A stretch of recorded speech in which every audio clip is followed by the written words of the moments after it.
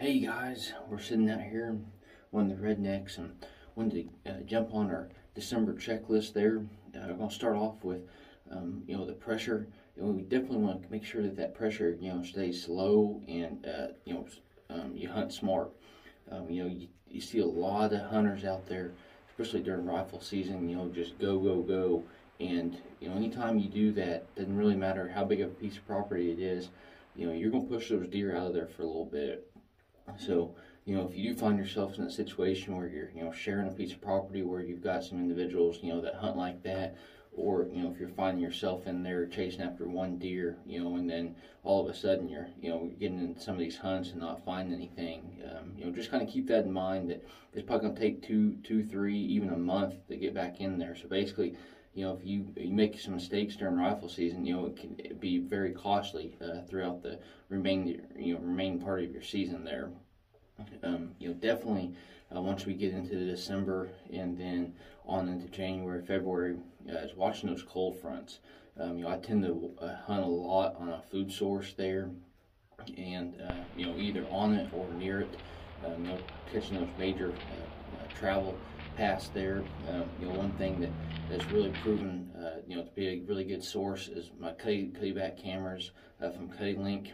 Setting those cellular cameras all over the piece of property on each one of the trails out there, on the food source during this time of year really can pay dividends for you, on success. So, if you don't have some of your cameras on over food right now, I'd highly recommend start transitioning some of those, off those scrapes, or just move, some select cameras, back into the, the edge of the food plots or agriculture fields or whatever you got, going for you. This is December on into January.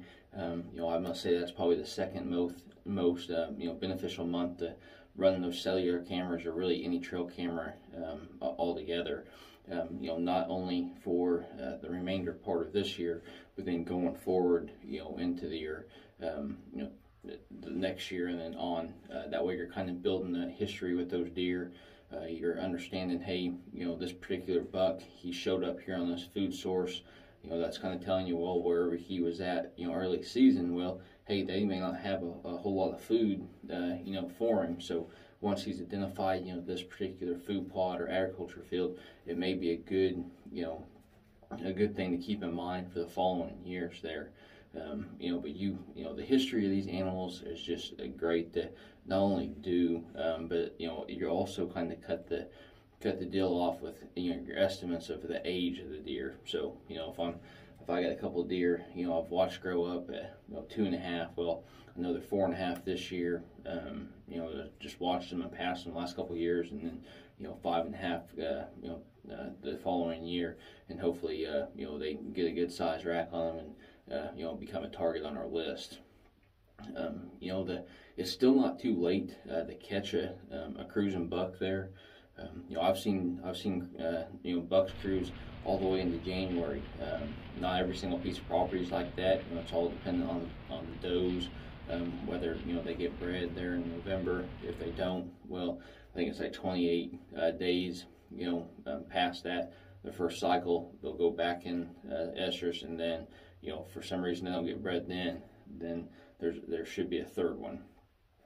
So it isn't that common, but there's been a lot of studies that have found that, and I've seen that just in personal experience of having some big mature deer following some doe, dogging them just like they would be in November, in December and January. So the last thing is shooting your bows, or really any weapon. You're starting to get into these colder parts of the year.